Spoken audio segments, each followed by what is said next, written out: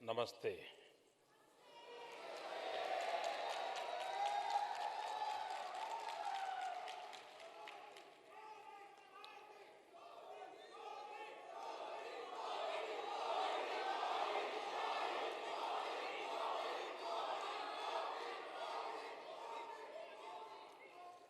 चीन में और मंगोलिया में भारतीय समुदाय के दर्शन करने के बाद मैंने विदाई ली थी,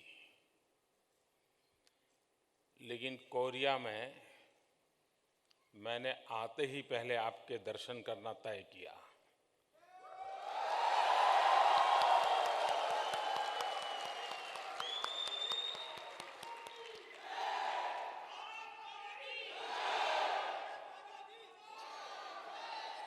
और सबसे पहले आपके दर्शन करने के बाद ही और काम करना इसलिए तय किया क्योंकि रविंद्रनाथ टैगोर ने कोरिया को लैंप ऑफ ईस्ट कहा था।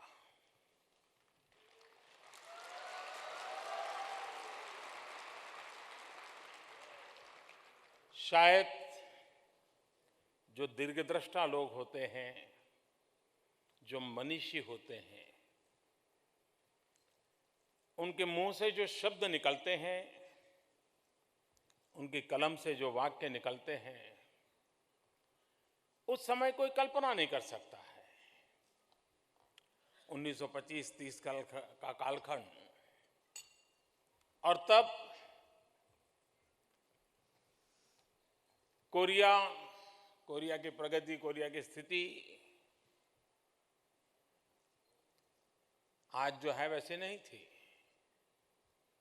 30 साल पहले का कोरिया कैसा था, वे कोरिया के लोग भी बड़े बखूबी उसका वर्णन करते हैं। लेकिन करीब करीब 80-90 साल पहले रविंद्रनाथ टैगोर ने देखा था कि कोरिया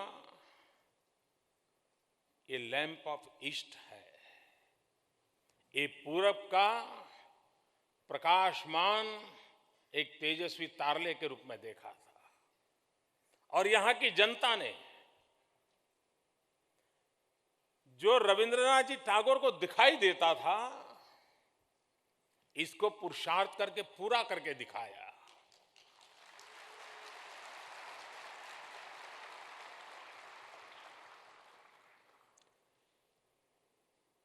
मेरी सरकार की नीति का एक महत्वपूर्ण हिस्सा है,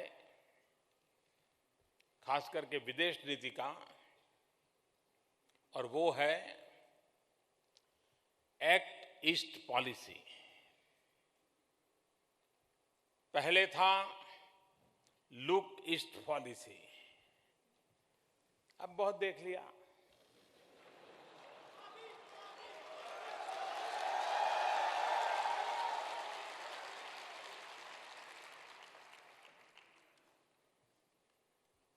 और हम देख रहे हैं कि यह भूभाग, अड़ोस पड़ोस के सारे देश किस तेज गति से आगे बढ़ रहे हैं। भारत के संबंध में भी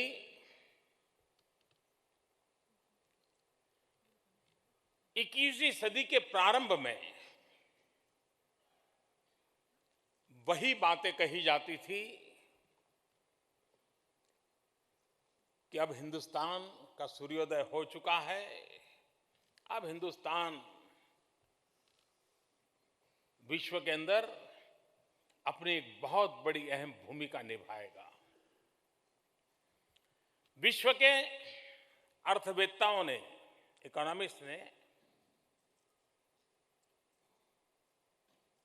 एक नया शब्द दिया था दुनिया के सामने, BRICS. Brazil, Russia, India, China, South Africa. और उन्होंने कहा था कि जो ब्रिक्स देशों का समूह है, उसकी जो आर्थिक गतिविधि है वो विश्व के आर्थिक जीवन को ड्राइव करेगी, इसकी छाया बनी रहेगी। ये 20वीं सदी के आखिरी दिनों में और 21वीं सदी के प्रारंभ में कहा जाता था, लेकिन पिछले 10 साल 15 साल के भीतर भीतर दुनिया के स्वर बदल गए।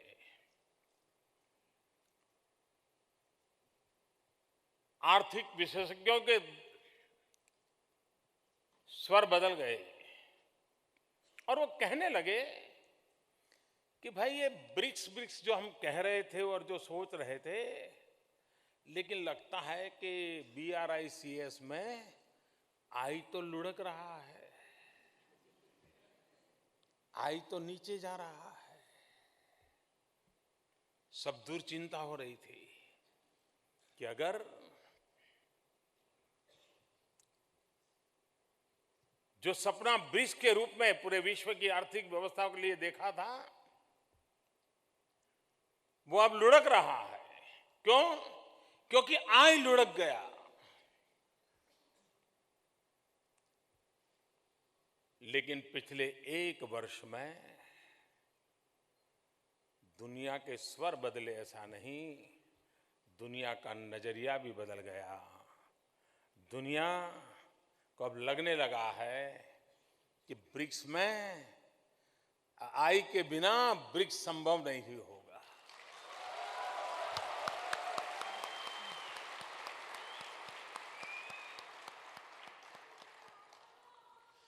जितनी ग्लोबल रेटिंग इंस्टीट्यूशंस है, चाहे वर्ल्ड बैंक हो, IMF हो, रेटिंग एजेंसीज अदर और हो, मूडी जैसे संस्थाएं हो, सबने पिछले 2-3 महीनों में अलग अलग जगह पे, अलग अलग फोरम में एक स्वर से कहा है कि भारत दुनिया की सबसे तेज गति से आगे बढ़ने वाली इकोनॉमी है।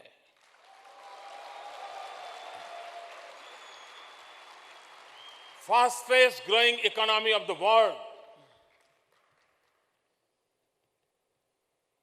जब पहले सुनते थे कि 21वीं सदी एशिया की सदी है, तो लगता था कि एशिया की सदी में हम भी कहीं होंगे कि नहीं होंगे। लेकिन आज एशिया को लगता है कि अब हिंदुस्तान जिस प्रकार से उठ खड़ा हुआ है, 21वीं सदी एशिया की सदी बन के रहेगी।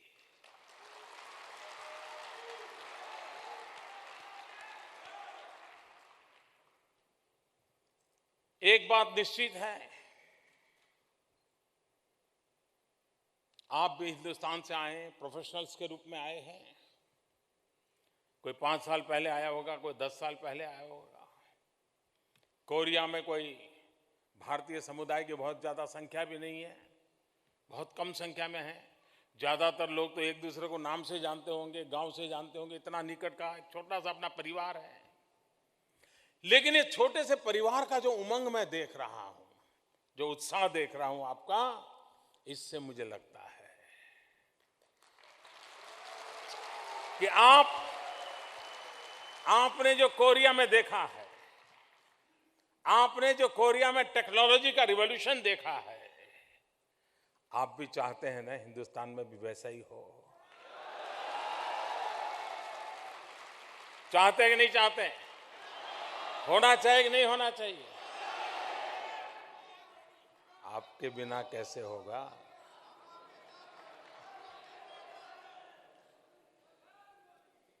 आपका अनुभव, आपका ज्ञान, आपको जो यहां अवसर मिला है, वो जितना भारत के साथ जुड़ेगा, भारत को आगे बढ़ने में सुविधा बढ़ जाएगी। एक समय था जब लोग, यार पता नहीं पिछले जन्म में क्या पाप किया था, हिंदुस्तान में पैदा हुए, ये कोई देश है, ये कोई सरकार है, ये कोई लोग है? चलो छोड़ो, चले जाए कहीं और लोग निकल पड़ते थे। कुछ वर्षों में तो हम ये भी देखते थे, उद्योग जगत के लोग कहते भाई अब तो यहां व्यापार नहीं करना है जी, अब यहां नहीं रहना है। और ज्यादातर लोगों ने तो एक पैर बाहर रख ही दिया था। मैं इसके कारणों में नहीं जाता हूं और न ही मैं कोई राजनीतिक टीका टिप्पणी करना चाहता हूं, लेकिन ये धरती की सच्चाई है कि लोगों में एक निराशा थी, आक्रोश भी था। और मैं आज विश्वास से कह सकता हूं कि अलग अलग जीवन के गणमान्य लोग, बड़े बड़े साइंटिस्ट क्यों ना हो, विदेशों में कितनी ही कमाई क्यों ना होती हो, उससे कम कमाई होती हो तो भी आज भारत वापस आने के लिए उत्सुक हो रहे हैं, आनंदित हो रहे हैं। अभी तो मैं बोल रहा था और वहां से आवाज आई थी हम आने को तैयार है। ये जो मूड बदला है, जो मिजाज बदला है, और आखिरकार देश होता क्या है जी? सरकार यानी देश नहीं होता है, मोदी यानी देश नहीं होता है, 125 करोड़ देशवासियों का जज्बा ही तो होता है जो हिंदुस्तान होता है।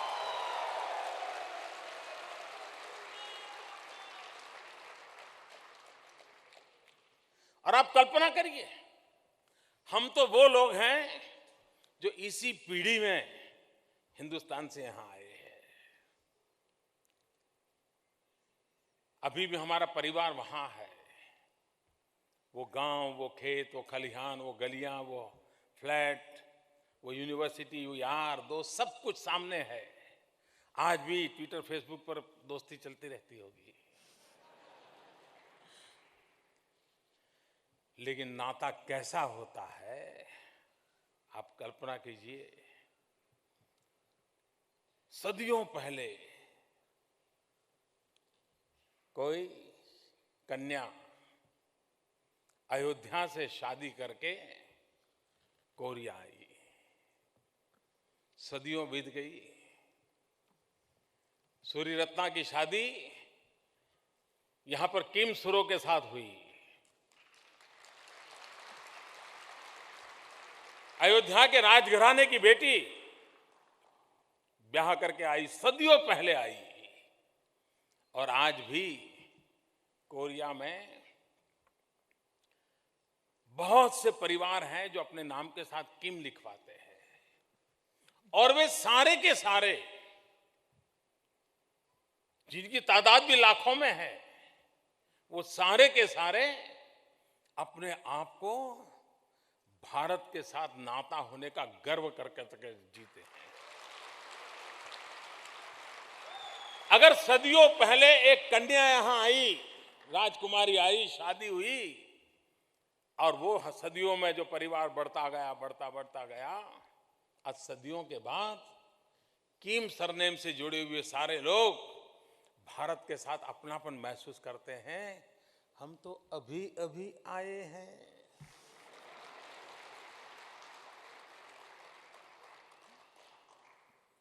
और इसलिए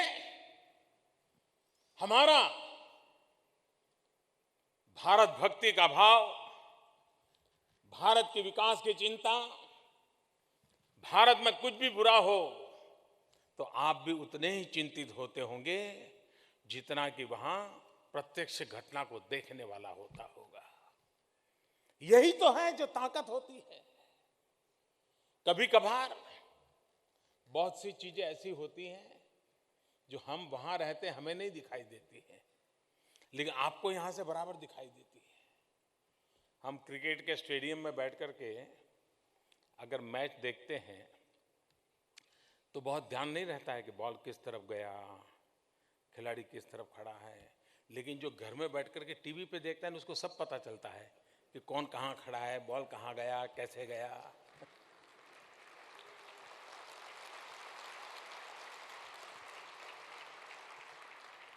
तो आपको भी हिंदुस्तान में क्या हो रहा है, कैसे हो रहा है, उसका दूर बैठे बैठे भली भांति हर चीज का पता होता है। और आज तो कम्युनिकेशन वर्ल्ड इतनी बदल गई है कि आपको पल पल की खबर रहती है, हर कोने की खबर रहती है। टेक्नोलॉजी ने युग बदल दिया है। भारत ने अपनी विकास यात्रा का रास्ता चुन लिया है और हम ये मान के चलते हैं, आप लोग यहां आकर के देखा होगा कि आप जब हिंदुस्तान में थे तब आपकी सोच और कोरिया में आने के बाद आपकी सोच बहुत बड़ा बदलाव आया होगा। वहां जब रहे होंगे तब उन इश्यूओं में हम उलझते होंगे और यहां आकर के देखा होगा तो आपके ध्यान में आया होगा समस्याएं हर किसी को होती है। क्या 30 साल पहले कोरिया को समस्याएं नहीं थी क्या? क्या 30 साल 40 साल पहले जो देश आजाद हुए उनको समस्याएं नहीं थी क्या? समस्या हर किसी को थी, लेकिन जब उस देश ने तय कर लिया कि इन समस्याओं का समाधान खोज लिया और उस रास्ते पर हिम्मत से चल पड़े तो समस्याओं का समाधान भी हुआ और विकास की नई ऊंचाइयों को भी प्राप्त कर पाए।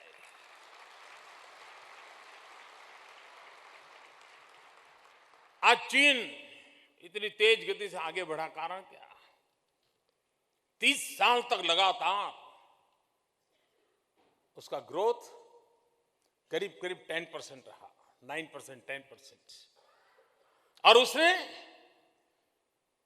चीन के पूरे जीवन को, पूरी सोच को बदल दिया। कोरिया 30-35 साल में बदला हुआ देश है और इसलिए मेरा ये विश्वास है, मैं जानता हूं 125 करोड़ देशवासियों तक इस बात को पहुंचाना, इस काम के लिए हर एक को जोड़ना, वो काम कठिन तो है, लेकिन वैसे भी मैं उन लोगों में से नहीं हूं जो मक्खन पे लकीर करता हूं।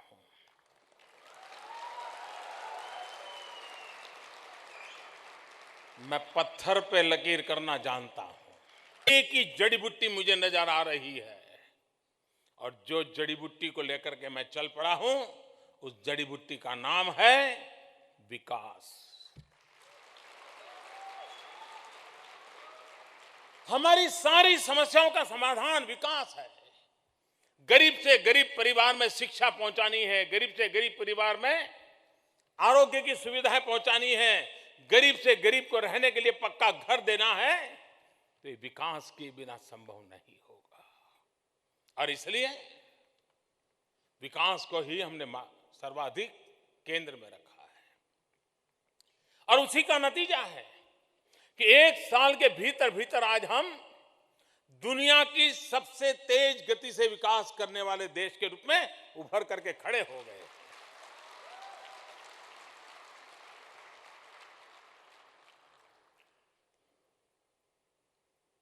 और विकास करना है मतलब सिर्फ बड़े बड़े रोड बना दो, बिल्डिंग बना दो, ये मेरी सोच नहीं है।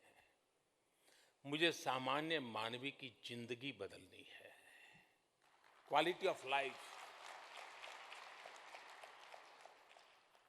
अब जैसे मैं बराबर पीछे लगा हूं कि भाई हर घर में टॉयलेट होना चाहिए। क्या कारण है कि 21वीं सदी में हमारी माताओं बहनों को खुले में जाना पड़े शौच के लिए? क्या ये शोभा देता है क्या? तो मैं लगा हूं इसके पीछे, कोशिश कर रहा हूं, सबको समझा रहा हूं, हर एक को आग्रह करता हूं आपके घर में टॉयलेट होना चाहिए। और देशवासी समझ रहे हैं, देशवासी लगेंगे, लेकिन काम कठिन है कि नहीं भाई? जो काम सदियों से नहीं हुआ वो काम करना मुश्किल तो है कि नहीं है? लेकिन करना चाहिए कि नहीं करना चाहिए? करना चाहिए कि नहीं करना चाहिए? 100% हो या ना हो, करना चाहिए कि नहीं करना चाहिए? बस इस मंत्र को लेकर के चला हूं दोस्तों। हमें काम बहुत बड़ा है, मुश्किल है, राजनीतिक लाभ नहीं मिल सकता, इसलिए नहीं करना, वो दिन अब देश सहन नहीं कर सकता। देश का नौजवान ये चीजें सहन करने को तैयार नहीं है। वो कहता है राजनीति को बाजू में रखो, कुछ परिवर्तन करके लाओ, ये देश चाहता है और हम उस दिशा में लगे हुए हैं।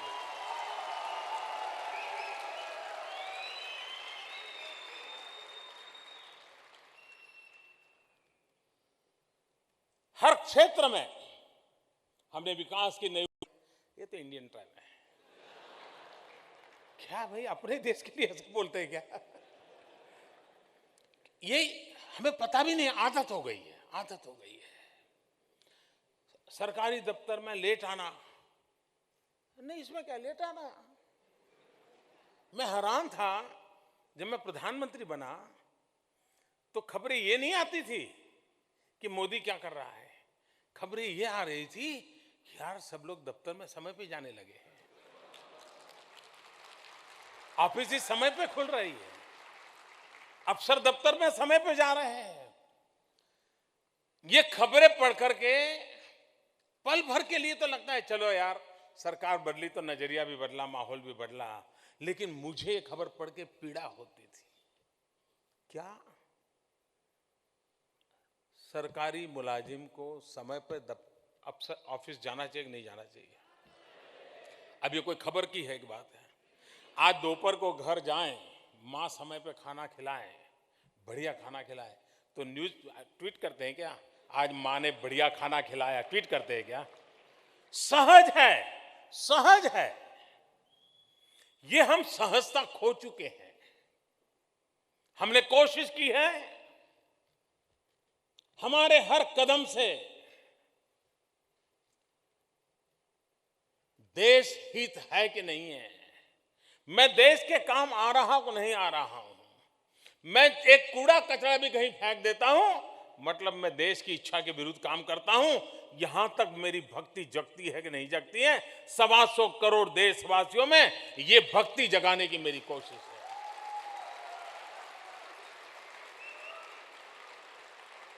और अगर ये हम कर लेते हैं,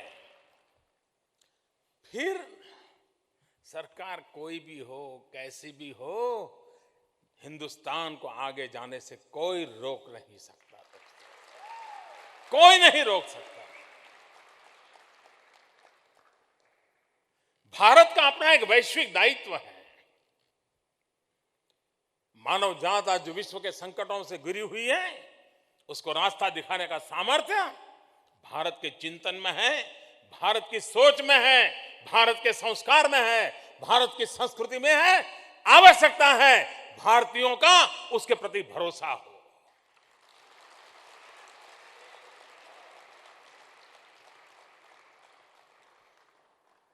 कोई भी देश उसके पड़ोसियों के साथ किस प्रकार से अपना व्यवहार करता है, पड़ोसियों के साथ संबंध कैसे हैं, ये सर्वाधिक महत्वपूर्ण होते हैं, सर्वाधिक महत्वपूर्ण होते हैं। हमारे यहाँ विदेश नीति की जब चर्चाएं होती हैं तो पहले क्या होती है, किसी समय वो डिप्लोमेटिक रिलेशन और बड़े बड़े शब्द हुआ करते थे, फिर ट्रेड एंड कॉमर्स, यही चीजें आती रही। भाइयों बहनों, हमने एक नया रास्ता चुना है और जो रास्ता भारत की सच्ची पहचान है। हमने नया कुछ नहीं किया है और वो रास्ता है मानवता का। मानवता को केंद्र बिंदु में रख करके, मानवीय मूल्यों को केंद्र बिंदु में रख करके, क्या विश्व के साथ हम अपने आप को जोड़ सकते हैं क्या? इन दिनों सार्क देशों के रिवाइवल की चर्चा हो रही है, सार्क कंसेप्ट में प्राण आ रहा है, ऐसी चर्चा हो रही है और भारत अपना दायित्व निभा रहा है। और इन सार्क देशों में कौन है? बांग्लादेश, श्रीलंका, नेपाल, भूटान, पाकिस्तान, मालदीव, भारत, यही देश है। हमने मानवता के आधार पर उन देशों को जोड़ा है, संवेदनाओं को प्राथमिकता दी है। श्रीलंका के अंदर हिंदुस्तान के 5 मछुआरों को फांसी की सजा हुई। भारत सरकार ने अपने जो भी राजद्वारी संबंधों थे उसका भरपूर उपयोग किया और मानवता के मुद्दे के आधार पर किया और उन 5 मछुआरों को जीवित वापस लाया गया।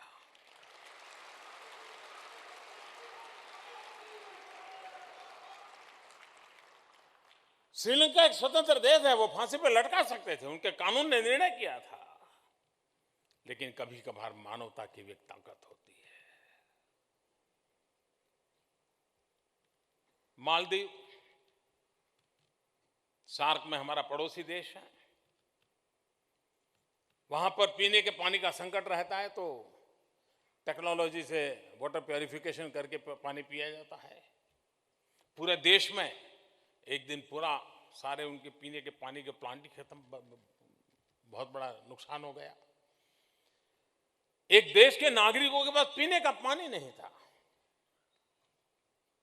मालदीव के राष्ट्रपति जी ने हमें संदेश दिया कि जी सर ऐसी तकलीफ है। हमने कहा आप चिंता मत कीजिए। विमान के द्वारा उस देश को पीने का पानी पहुंचाया। दूसरे दिन स्टीमर चालू कर दिए, पानी पहुंचाया और जब तक उनका प्लांट शुरू नहीं हुआ मालदीव के एक भी नागरिक को प्यासा नहीं रहने दिया।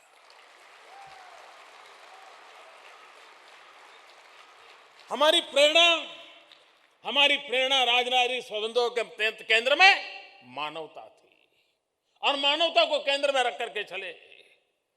अफगानिस्तान में हिंदुस्तान का एक नौजवान ईसाई संप्रदाय पर मैं फादर के रूप में काम कर रहा था। करीब करीब 1 साल से वो आतंकवादी उसको उठा के ले गए थे, तालिबान के कब्जे में था। जिंदा है मर गया कुछ पता नहीं चल रहा था, लेकिन हम लगे रहे थे। मानवता का काम था कि फादर प्रेम जिसको तालिबान के लोगों ने उठा लिया था उसको वापस लाना है। अफगानिस्तान और भारत के राजद्वारिक संबंधों में मानवता का बहुत तत्व था। 1 साल के बाद उन तालिबान के हाथ में से उस फादर प्रेम को वापस लाए, उसके मां बाप को सुपुर्द कर दिया।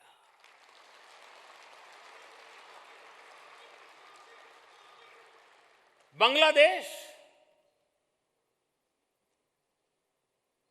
जिस दिन से बांग्लादेश का जन्म हुआ एक सीमा विवाद का भी जन्म हुआ।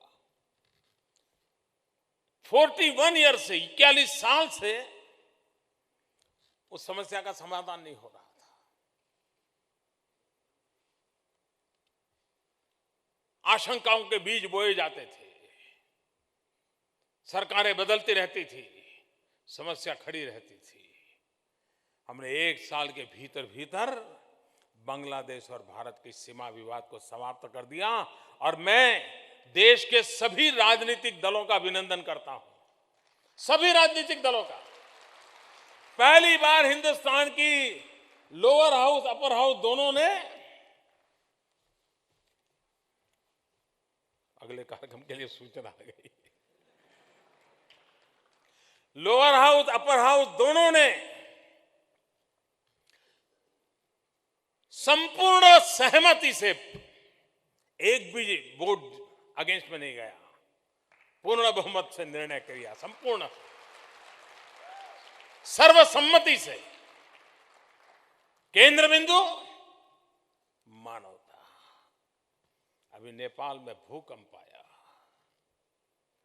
और नेपाल के प्रधानमंत्री ने पब्लिकली कहा, और मैं उनका बड़प्पन मानता हूं, उन्होंने पब्लिकली कहा, नेपाल के प्रधानमंत्री पब्लिकली ये कहे कि नेपाल में भूकंप आया, ये मुझे मोदी के ट्विटर से पता चला। ये उन्होंने पब्लिकली कहा।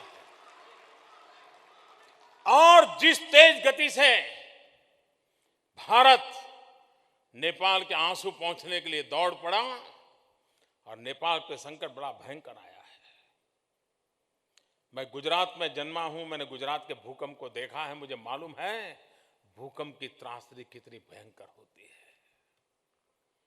लेकिन भारत नेपाल के साथ कंधे से कंधा मिलाकर के खड़ा हो गया है।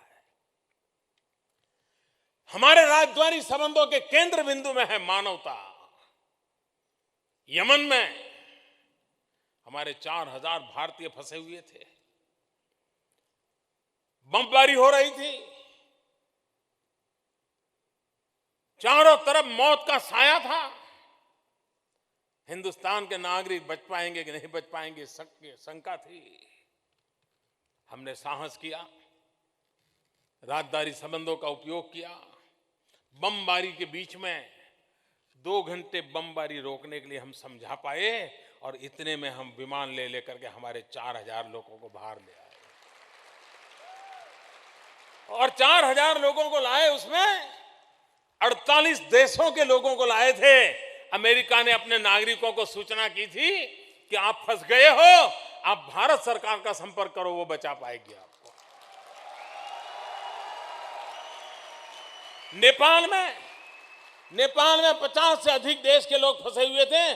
दुनिया के सभी देशों ने दिल्ली में भारत सरकार का संपर्क किया और भाइयों बहनों, नेपाल से भी 50 से अधिक देशों के नागरिकों को बचा करके बाहर निकालने का काम हमने किया।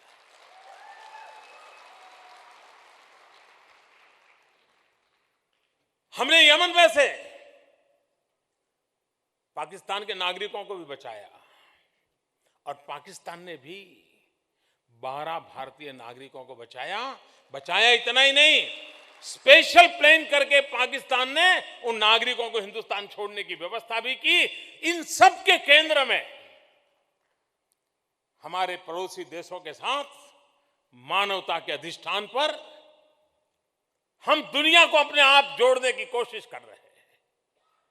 दूसरी तरफ है टेक्नोलॉजी। कोरिया जानता है कि टेक्नोलॉजी के द्वारा विकास को कितनी नई ऊंचाइयों पर ले जाया जा सकता है। हमारी कोशिश है भारत मैन्युफैक्चरिंग हब बने। हमारी कोशिश है दुनिया के पास जो टेक्नोलॉजी है वो टेक्नोलॉजी भारत में भी हो और भारत के पास जो टैलेंट है उसमें नया इनोवेशन और रिसर्च हो ताकि दुनिया को हम कुछ दे सके। और इसलिए मेक इन इंडिया का मंत्र लेकर के मैं पूरे विश्व को निमंत्रित कर रहा हूं। आप वो नौजवान हैं जो टेक्नोलॉजी से जुड़े हुए हैं, जो आधुनिक विज्ञान से जुड़े हुए हैं। आपके पास एक अवसर है अनुभव पाने का। आप यहां आए हैं, जितना ज्यादा सीख सकते हैं सीखिए, जितना ज्यादा जान सकते हैं जानिए, और फिर वो किसको काम आएगा मुझे मालूम है। और इसलिए मैं आप सबको विकास के लिए, नई ऊंचाइयों को पाने के लिए, दूर भारत के बाहर रहते हुए भी अपने जीवन को नई ऊंचाइयों पर ले जाए, ये शुभकामना देने आया हूं। और मैं आपको विश्वास दिलाता हूं, हिंदुस्तान, उस पर जितना अधिकार नरेंद्र मोदी का है उतना ही अधिकार आप सबका है।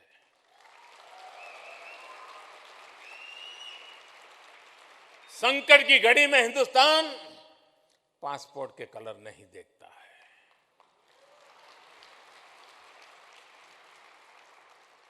हमारा खून का रिश्ता काफी होता है और इसलिए हिंदुस्तान से भले आप दूर हो, लेकिन वो भारत मां के आशीर्वाद सदा सर्वदा आप पर बने रहे, ये मैं आपको शुभकामनाएं देता हूं। और मैं चाहता हूं कि आपकी प्रगति, आपका जीवन, आपका आचार विचार कोरिया में भी भारत के प्रति गौरव बढ़ाने वाला रहेगा। और आज मैं अनुभव करता हूं जी, दुनिया में भारत सरकार की कचहरी में बैठे हुए अफसरों से ज्यादा भारत के नागरिक हिंदुस्तान का झंडा ऊंचा कर देते हैं। एम्बेसी में बैठे हुए लोगों की संख्या तो 5, 10, 15, 20, 50 होती है, लेकिन आप हजारों की तादाद में होते हैं। और आज पहली बार मैं देख रहा हूं कि एम्बेसी और भारतीय समाज कंधे से कंधा मिला करके काम करने लग गए हैं। ये बहुत बड़ा परिवर्तन आया है, बहुत बड़ा परिवर्तन आया है। और इसलिए मैं आपको फिर से एक बार कोरिया की धरती पर आपके इस उत्साह उमंग के लिए बहुत बहुत आपका आभार व्यक्त करता हूं।